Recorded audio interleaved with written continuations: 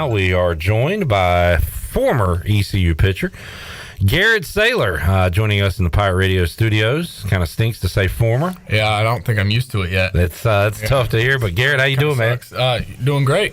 You've been talked a little bit with you before we came back on. You've been relaxing. Like you don't get many breaks as a D1 athlete, right? So no. you've been enjoying a little time off. I don't remember the last time I got a break from anything. I honestly still don't know how I feel about that. But yeah, I mean, it feels good to be off a little bit. But yeah, I'm just hanging out right now. How are you feeling your time? Because like you have been on a regimented schedule for years, right? So like, what are you doing? I'm still working out. Like I still go work out. I got to stay in shape. I don't want to get bigger. But yeah, I'm still working out. Kind of just doing my own thing with that. So where is baseball in the future plans? Are you still planning on getting on a mound somewhere someday, or are you going in the real world? What's on the docket? I mean, I'd love to, and if I get the opportunity, I'll take it, obviously. But God's got a bigger plan for me in this life, and if His plan isn't let me play at the next level, then I'll go into the real world and attack that. But that real world plan could still include the game of baseball. Oh, yeah, it definitely will. My undergrad was in physical education, so I'd like to pursue that and then be a high school baseball coach. Yeah, so that is in the plans, but just chilling right now. Did you watch College World Series? Yeah, I watched a little bit of it.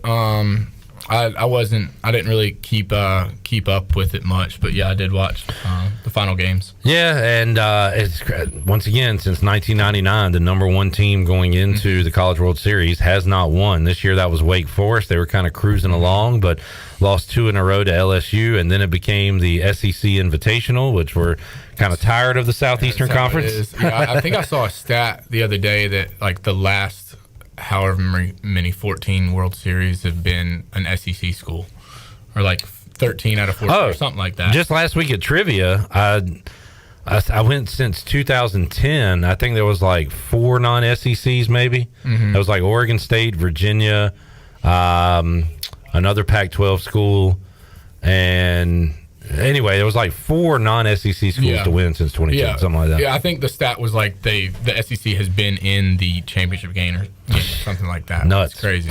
Robert, hey, what's up, Skip? Robert says, hey, Garrett, go umpire. I think I'm being off. I don't know if I could deal with the fans and the parents. When I was in high school, I was a referee for like K through second grade, like little basketball, and when you're refereeing that young, you can't call everything, and then I'd still get I'd get yelled at by parents, and I was like, if I call everything, your kid's not going to score. You're going to foul out. You're going to foul out. The score's going to be 0-0. So, but yeah, I don't know if I could get into umpiring. That's I hear that a lot. I see that a lot, where there's a lack of umpires at all levels now because of fans, because of mostly parents, mostly things like that. How was your relationship with umps? Did you ever chat with them before, during, after? Not really. I know like a couple of them just because I've been here for so long and they've umpired so many of my games. But yeah, like I'll say hey to them like when they're walking on the field, or inter squad when they come out and umpire for us. I'll talk to them a little bit, but yeah, not really that much. A good ump is a consistent ump, right? So like when you see a guy that is a quality ump, you know that day, okay, he's going to be tight on the corners, or maybe it's a little wider. Like, did you kind of know who was back there for the most part? To be honest, I really didn't pay attention who was back there, and I didn't. You didn't want to change anything about your game, I guess. No. Garrett Saylor joining us. Garrett, let's talk about the season, and how about you saving your best for last? I think we talked to you after your performance in the conference championship. How do you follow that up with a great performance in the regional? And once again, I think it was on a Saturday. You still don't have a loss on a Saturday. Remember that's that. Yeah, the piece of paper. That's cool. But how about your final performance? You did what you needed to do to help your team win. But what was that, pitching in that game like? Oh, it was awesome. I mean, the crowd was amazing. I think it was one of their biggest crowds ever at their stadium. But yeah, I mean, it was important for me to keep my emotions in check. I couldn't let the game get bigger than it was. I just went at them one at a time. luckily the wind was howling in that day. I think it would have been a different score to that game. But I mean, you got to know the wind in those types of situations, and I just gave it my all. We talked to Mully, so was it 2-1 final, 3-2 final? It was a low 2-1, and we call it a pitcher's duel. And he said, "Well, it was a different kind of pitcher's duel because there was solid contact on both sides, and but you're able to work around that and to hold a team down that was the best batting average team in the country." Just no real soft spots in their lineup. I mean, super impressive. Yeah, no, that was definitely the best lineup I've faced, maybe my whole career. I don't know, but yeah, it was a good lineup, and that was a good team. And I'll look it up if you don't remember. How many pitches you throw that day?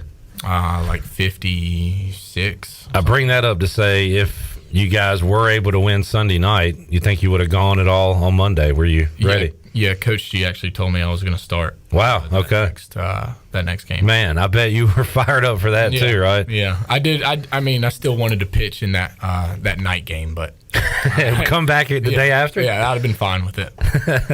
And when we see that in the College World Series, when the bullpens get a little thin, guys have to kind of go a little more, and you were ready to hear your number called.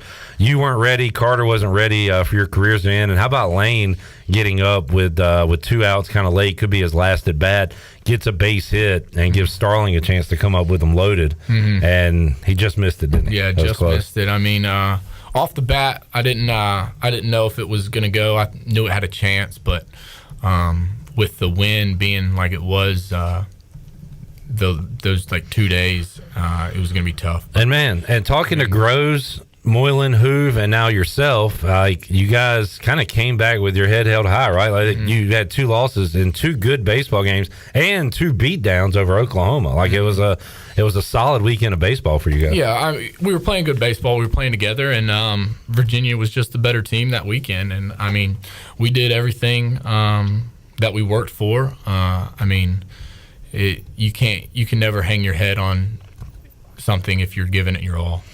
Garrett Saylor joining us inside the Pirate Radio studios. You got a question, you can ask it on Twitter, Facebook, or YouTube. And Jamie says, does Garrett see anything as a former player now in his opinion that if we do this better, we can get over the hump?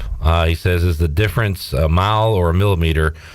So I don't know. How does ECU get over that hump, Garrett? I don't know. I think if we just keep doing what we're doing, I mean, I think there are still some small things that we need to get better at. I think consistency is one thing. I mean, we're consistent every year, but it's still, there's something. And I mean, I don't know why we haven't got over the hump. I think we've had the opportunity to, but it hasn't been in our favor yet. But I think if ECU just keeps doing what they're doing, they'll eventually knock the door down. Yeah, and one way to get over the hump, you got to be at the hump to get over it. You guys are at it every year. Like, that consistency is there.